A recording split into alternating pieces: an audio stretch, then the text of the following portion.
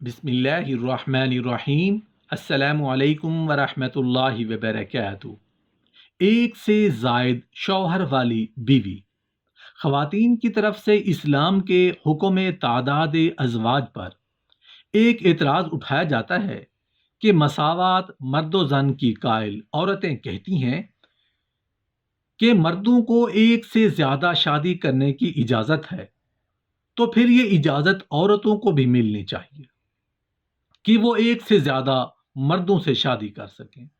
یہ اعتراض اتنا بیہودہ اور لغو ہے کہ ایک باحیا عورت کو اس بات کا تصور کرنے سے بھی گھن آتی ہے۔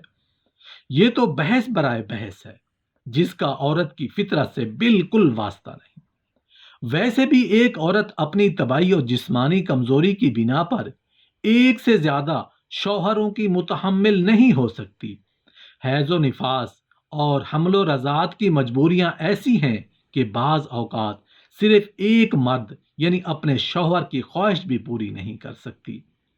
جو عورتیں کئی مردوں کی خواہش کی تسکین کا سامان بنتی ہیں، ان کا اپنا گوہر عفت و عصمت تو برباد ہوتا ہی ہے، مگر ساتھ وہ اتنی جنسی بیماریوں کا شکار ہو جاتی ہیں کہ وہ خان کی زندگی کے قابل ہی نہیں رہتی۔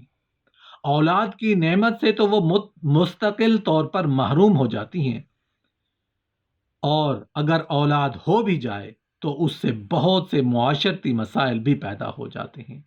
مثلا یہ بچہ کس کا ہے، کون اس بچے کا باپ ہے، اس بچہ کو کس کی طرف منسوب کیا جائے گا، کون اس کی کفالت کرے گا، اس کی تعلیم و تربیت کی ذمہ داری کون لے گا، اور کس کا وارث ہوگا۔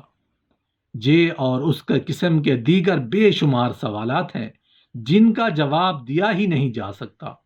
اس کے برعکس اگر ایک مرد کی 2-3 بیویاں ہوں تو چاہے کسی بیوی سے اولاد ہو، مگر ہے تو اسی مرد کی، اور وہ بچہ اسی کی طرف منسوب ہوگا، وہی اس کا کفیل اور اس کا وارث ہوگا، اور اس کی تعلیم و تربیت کا ذمہ دار ہوگا۔ علاوہ ازیں ایک عورت کا اگر کئی مردوں سے تعلق ہو تو اس کا اور زیادہ بھیانک نتیجہ نکلتا ہے۔ ہر مرد اس کو پورے طور پر پانے کی کشمکش میں دوسرے مردوں سے لڑنے بھیڑنے لگ جاتا ہے، کیونکہ مرد اپنی بیوی کے معاملے میں خود کتنا ہی برا کیوں نہ ہو، باغیرت ہوتا ہے کہ اس کی بیوی کا کسی دوسرے مرد کے ساتھ کوئی تعلق نہ ہو۔